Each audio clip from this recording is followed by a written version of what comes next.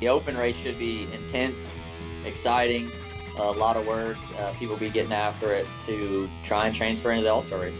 If Tony can do it, I can do it. So I think we all know what's going to happen at the very end. I think we all know if the tire is doing what we expect it to, everyone's going to save one set at least for the end of the race. You know, you never know when you're just going to have an off weekend. I've kind of gotten the ability to have the platform that I want, and it is my platform, and I can speak to whatever I feel like talking about. We were in the mix, and it makes it a lot more fun when you're in the mix than you are just, struggling and trying to figure out what direction to go. Yeah, it's tough, and sorry for being bouncy, the roads here. It's like if you have,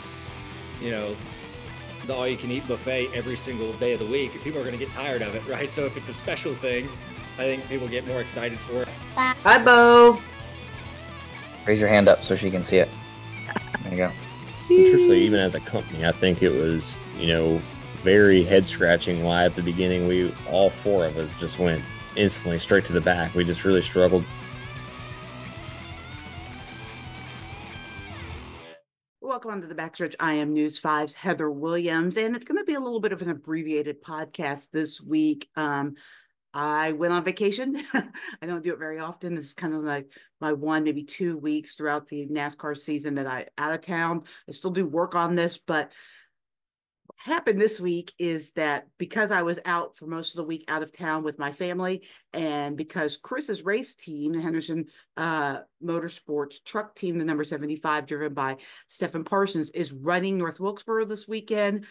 They actually left town to go to North Wilkesboro before I got back in town, so we weren't able to connect to record that segment of the show. So we won't have Chris this week, but he will be back next week, and we'll kind of get back on a regular schedule of this show. But I still wanted to give you some tidbits for the All-Star race because I think it's going to be a really interesting race. So what I thought I would do is, first of all, we have a guest this week. I did get the chance to catch up with Austin Dillon, who is actually not in the All-Star race yet. He'll be trying to race his way in through the All-Star Open. I talked to him about what a competitive field this Open is, because you have Dillon, you have Bubba Wallace, you have Alex Bowman, you have Chase Briscoe, all who have won cup races, and you have people right on the edge of winning races like Ty Dillon and Noah Gragson and Josh Berry. So this may be one of the more entertaining and competitive Open races that we've had in a really long time. So we talked to Austin about that. We also talked about how their year's gone. Admittedly, he'll be the first to tell you it has not gone the way that they want it to. So he's going to give us a little information about what they're doing to try to change it and kind of where his mind is as we hit the second half of the regular season. So can't wait to catch up with Austin and pass that along to you. We're also going to play some sound bites from some interviews that have gone over the last couple of weeks. I'll probably play a little bit from some of the drivers that I've talked to previously about these option tires that they're going to have at the track. Why don't we go ahead and start there? Because I've talked to several drivers about these option tires. Now, if you don't know what that is, basically, they're going to have 2 tires. They're going to have kind of the regular compound tires. They're actually technically going to have 3 tires. They're going to have what we consider your regular North Wilkesboro tires. Then they're going to have the option tires, which are going to be a softer tire. They're basically the wet weather tires without the tread on them. So they're soft. They're going to wear really fast. They're going to kind of give you the same racing experience in theory that you got at Bristol. And then they will have the wet weather tires. Now, during the course of the All-Star race, you're going to have to run each tire at least once during a run. Which tires you use outside of that and how you use them, completely up to you. So it's going to be interesting. It's going to be really cool as someone who loves to see strategy on the racetrack, to see how these drivers and these crew chiefs and these teams use these tires to their advantage or disadvantage. You can put the softer tire on, you can catch a bunch of people, but you're probably going to wear your tires out faster. So really interesting to see how this is all going to go down. So let's play some of this. If you listen to the podcast regularly, you've probably heard part of this because these are breakouts from older interviews that I did, but I thought it still would be interesting to hear what some of these drivers have to think about this softer compound. I think it's great. I think when they tried it at Charlotte a couple of years ago, it was a good idea on paper. I think just where the car was at that time, it wasn't as big of a benefit as it probably would have been at a short track like North Wilkesboro. So I'm excited to see how it all plays out.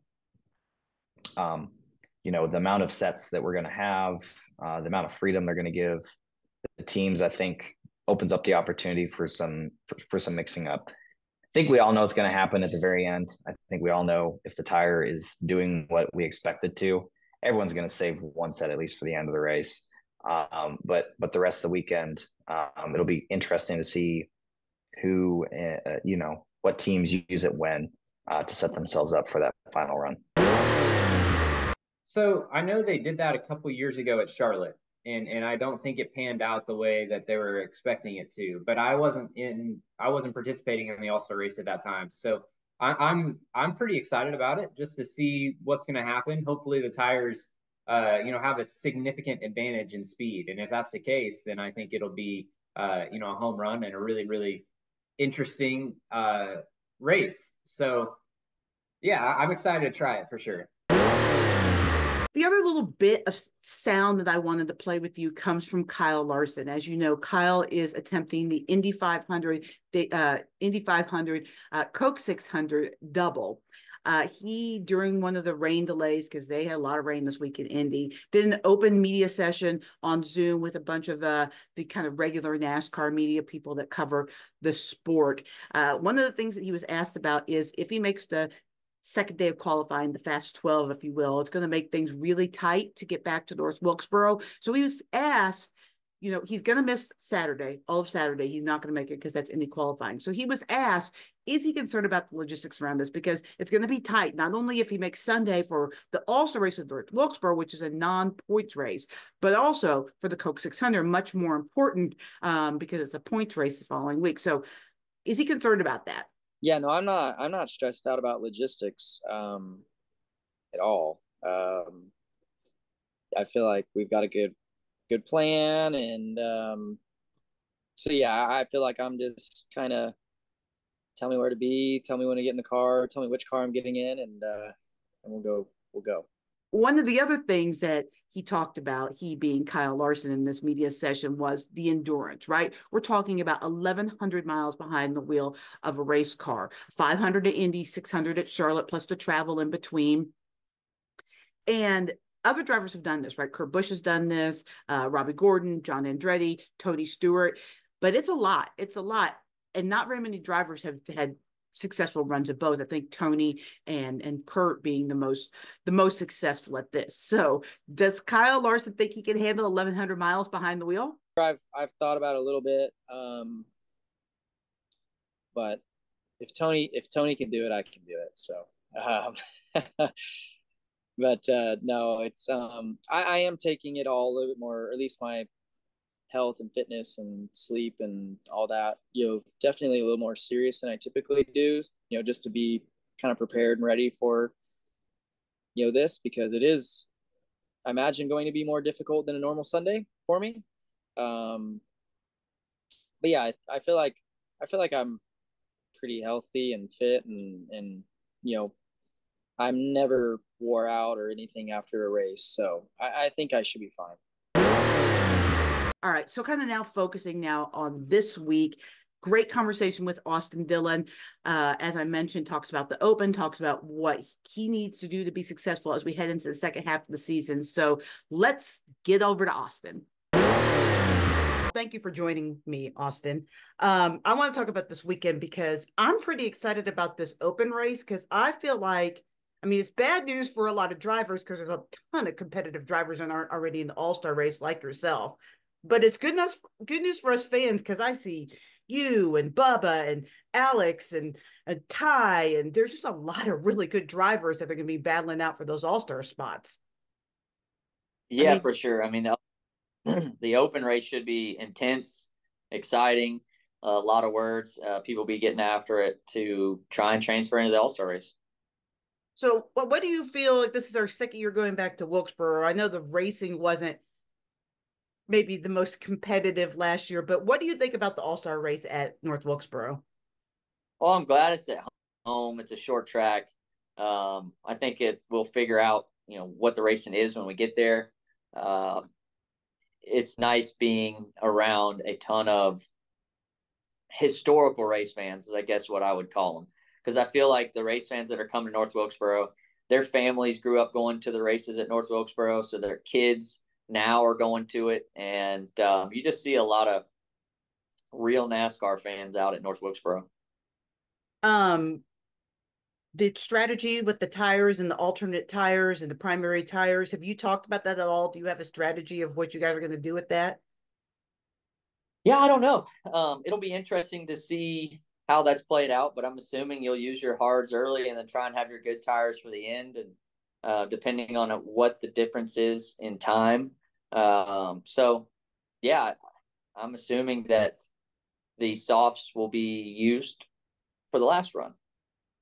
Does that make practice, because you said, depending on how the tires run, does that make practice even more important than it might normally be in the All-Star race, trying to figure out this strategy? Yeah, for sure. I think you'll be trying different things to figure out, what adjustments need to be made to your race car when you do make tire changes, because it should be pretty big change needed for the balance, I'm assuming, for the two different types of tire. I know your season hasn't gone the way you want to.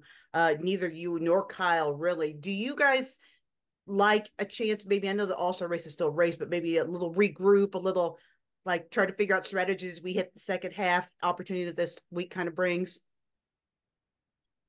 I think, anything and everything needs to be, talked about, gone through, worked on when it comes to our standpoint. We just got to go to work. We got to figure out what we're missing on our side at the shop that has put us behind. So, I mean, the only way to do that is to put your jeans on and go to work, and use the tools that we have here, our Cynics tools, to make these race cars better.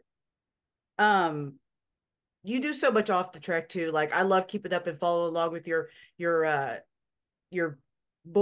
professional bull riding team stuff. How do you balance all that, especially when you're trying to kind of pinpoint what's going on? Do you let other people play with the side projects while you're focused, or do you just carve out more time a day, sleep less? How do you do it all? I tell you what, God is great. He's given me many opportunities to do a lot of different things. And, just I have some great support around me. All the people that are around me help me get to where I'm going and where we're going as a company at RCR, where the future of the Carolina Cowboys are. A good family is the only thing that really allows you to be able to do those things that you love and trying to accomplish. So I'm just thankful for all my blessings. Do you find it hard not to look ahead to the All-Star race? Because that's one you've won. I'm sure that's one that's circled for you, because it's a track you're good at. Or are you already looking ahead to that? To the Coke 600. Sure. Yeah. Yeah, I love 600. I love the long 600-mile races. I can't wait to get there.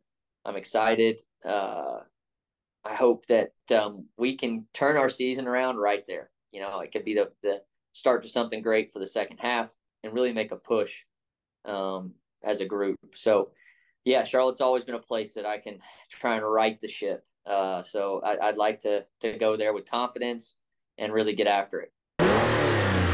For my final thought this week, I want to talk about the All-Star race itself. It looks like it's coming back to North Wilkesboro for a third straight year. I think it's great.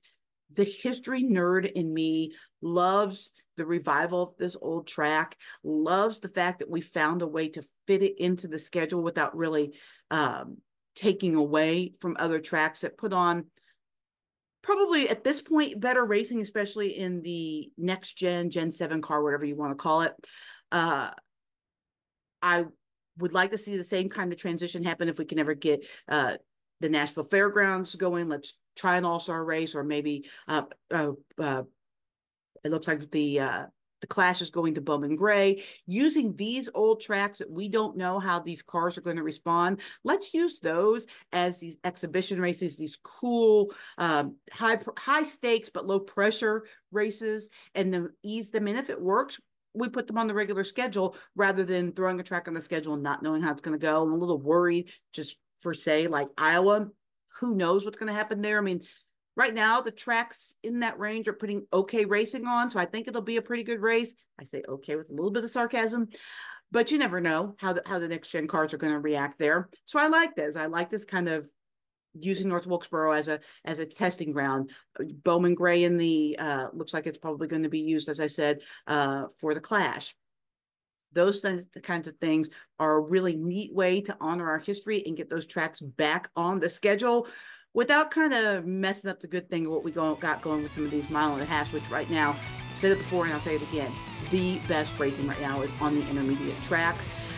There was a time where that wasn't the case. We were all begging to get off the intermediate tracks, but let's just enjoy great racing where it is right now, and that's where it is.